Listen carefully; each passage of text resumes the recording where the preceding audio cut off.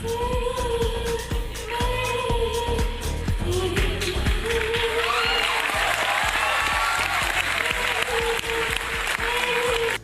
मंडल को आज कौन नहीं जानता।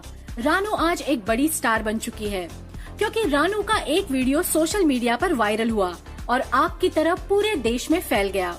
कुछ न्यूज चैनल वाले उनके घर इंटरव्यू लेने पहुंच गए।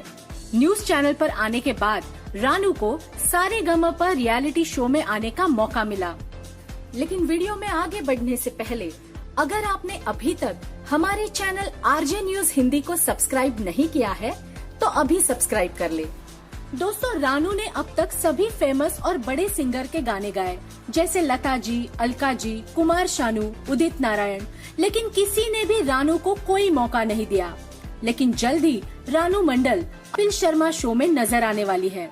आपको बता दूं कि अभी एक इंटरव्यू में कपिल शर्मा ने बताया कि बहुत ही जल्द मैं रानू मंडल को मेरे शो में लाने वाला हूं।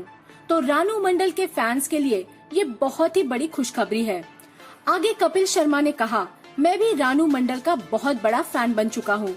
उन्होंने आगे कहा कि मैं अपने शो में रानू मंडल को बुलाना चाहता हूँ। अब देखते हैं रानू कपिल शर्मा के शो पर कब आती है। हम सभी को उनके आने का बेसब्री से इंतजार रहेगा।